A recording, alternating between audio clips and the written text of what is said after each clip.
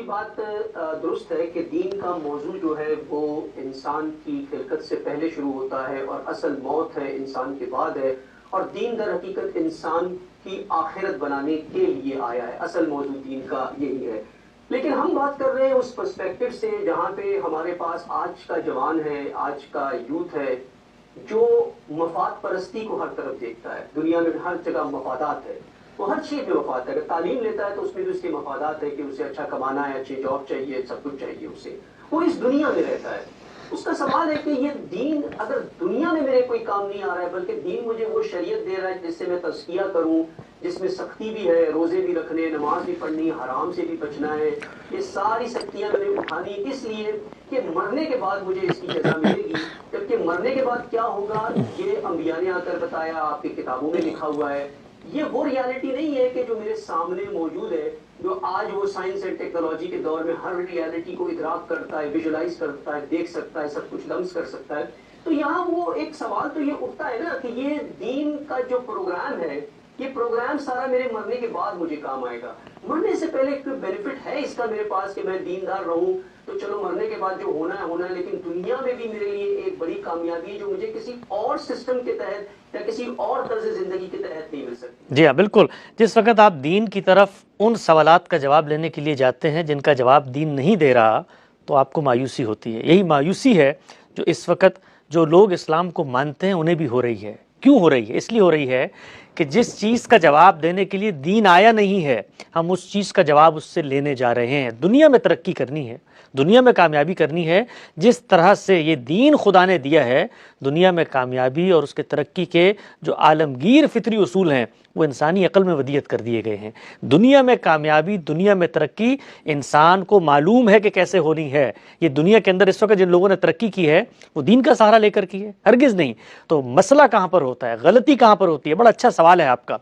غلطی یہاں پر ہوتی ہے کہ ہم دین کو سامنے رکھ کے دنیا کا فائدہ چاہ رہے ہوتے ہیں، جبکہ دین کا وہ موضوع نہیں ہے۔ اب اگلا سوال پیدا ہوا، اگر دین کا وہ موضوع نہیں ہے اور دنیا میں کامیابی، ترقی، سائنس میں کامیابی سے، ٹیکنالوجی میں آگے بڑھنے سے، اخلاقیات میں برتری سے، سوشل سائنس کے تعامل سے، ان سب سے ملے گی، تو دین میں کیوں اپناؤں؟ دین میں اس لیے اپناؤں کہ دین جس مسئلے کو گفتگو کا موضوع بنا رہا ہے وہ مسئلہ ہر اس شخص کا ہے جو آج دنیا کی چکوچوند اور ترقی میں کھڑا ہوا ہے۔ اس نے مرنا نہیں ہے، یہ موت ہے، موت کی حقیقت۔ یہی وجہ ہے کہ دین کو جس وقت ہم نے دنیا سے متعلق کیا اور دنیا میں ترقی کی متبادل راہیں نمودار ہو گئیں، تو ہمیں اپنا دین irrelevant محسوس ہونے لگ گیا۔ یہ ہمارے علم کی بڑی غلطی ہے، یہ ہماری پوری کی پوری مذہبی پریزنٹیشن کا ڈائلما ہے کہ ہم نے اس کو دنیا سے متعلق کر کے دکھایا، اور پھر انسانیت نے دیکھ لیا کہ جس وقت ریاست کی سطح پہ، معاشروں کی سطح پہ، سماج کی سطح پر اس نہاد سے جان چھڑوائی گئی، پورا کا پورا نشت ثانیہ ہوا یہاں پر مسیحیت کے ایک گرداب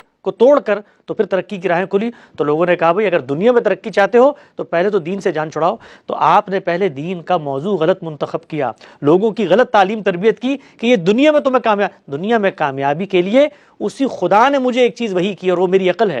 تو دین جب میں کہتا ہوں آج کے نوجوان کو جو ظاہر کو مانتا ہے، جو عملی افادیت کو دیکھتا ہے، جس کے نزدیک اصل مسئلہ دنیا ہے، تو میں اس کو بتاتا ہوں کہ دنیا کا مسئلہ تم دنیا کے طریقے پہ حل کرو۔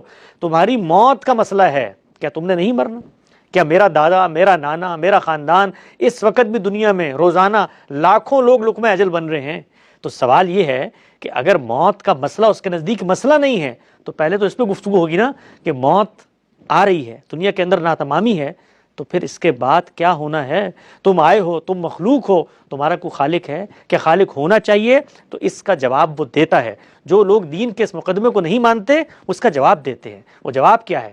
وہ جواب یہ ہے کہ ہاں میں مخلوق ہوں اور میری خالق یہ کائنات ہے، اس کائنات کو ہم وہ جگہ دیتے ہیں۔ تو جو مقام ہم ایک حی و قیوم خدا کو دے رہے ہوتے ہیں وہی مقام وہ کائنات کو دے رہے ہوتے ہیں۔ وہاں پر وہ یہ گفتگو نہیں کرتے کہ ہم اس بحثی میں نہیں جاتے جی ہمیں تو عملی افادیت چاہیے، ہمیں کیا لگا ہمیں کس نے بنایا۔ نہیں، یہ جواب ان کو دینا پڑے گا اس لیے کہ وہ مخلوق ہیں۔ تو آپ دیکھیے جتنے حکماء، جتنے فلاسفہ، جتنے اس طرح کے دانشور ہیں جو الحاد کا اس دور میں نقطہ نظر پیش کرتے ہیں، وہ پھر بتاتے ہیں کہ کائنات تمہاری خالق ہے۔ یہ جواب ان کو بھی دینا پڑتا ہے کہ خالق ہے، یہ جواب ان کو بھی دینا پڑتا ہے کہ انجام کیا ہوگا۔ تو ایک جواب ان کے پاس ہے، ایک جواب ہمارے پاس ہے۔ ہم جو جواب دے رہے ہیں اس کو میرٹ پہ پرکھا جائے گا، اس کی ریشنل کو سمجھا جائے گا، اس کو آپ چیلنج کریں، نوجوان آگے بڑھیں، وہ سب سے پہلے پوچھیں جواب پہنچا کیسے ہے تم تک؟ تو ہم بتائیں گے کہ یہ علم اور عقل کے ان مسلمہ ذرائع سے ہم تک پہنچا ہے جس کا جھوٹ پر جمع ہونا عملاً محال ہے. اس کو نسلوں نے مجھ تک منتقل کیا ہے. ایک پیغمبر کھڑے ہو کے کہتا ہے تو آؤ اس کلام کو پڑھتے ہیں, اس جواب کو پڑھتے ہیں. وہ جواب کچھ اپنے بارے میں دعوے کرتا ہے, اس کی حقانیت کو جانتے ہیں. تو جس وقت ہم اس کے کانٹینٹ کو زیر بحث لے کر آئیں گے, جس وقت ہم ان کے ان جوابات پر گفتگو کریں گے, تو اس کے اندر اتنا وزن ہے, اتنی جان ہے. یہ موقع نہیں ہے کہ میں اس وقت ابھی کھول کے بتاؤں کہ خود قرآن مجید اپنے ثبوت اور استدلال میں کیا کیا دلائل پیش کرتا ہے. لیکن اس نوجوان کو میں یہ بات بتاؤں گا کہ اگر تمہارے نزدیک موت مسئلہ ہے تو دیکھو اس کا جواب تمہیں بھی تلاش کرنا ہے, مجھے بھی تلاش کرنا ہے. ایک جواب میرے پاس انبیاء کی روایت سے آ گیا ہے, آؤ ذرا اس جواب کا انالیسس کرتے ہیں. کیا یہ جواب میری فطرت سے ہمانگ ہے؟ کیا یہ جواب ان مسنگ گیپس کو پورا کرتا ہے جہاں تک میری عقل نہیں پہنچتی؟ کیا یہ جواب مجھے دنیا میں جینے کا حوصلہ فراہم کرتا ہے؟ اور اگر کرتا ہے تو پھر آؤ اس بڑے دن کی ہم تیاری کریں. دنیا میں جینا ہے, اس کے لیے تو اللہ تعالیٰ نے غیر معمولی انسان کو عقل دی ہے, دین کا اس سے سرے سے کوئی تعلق نہیں.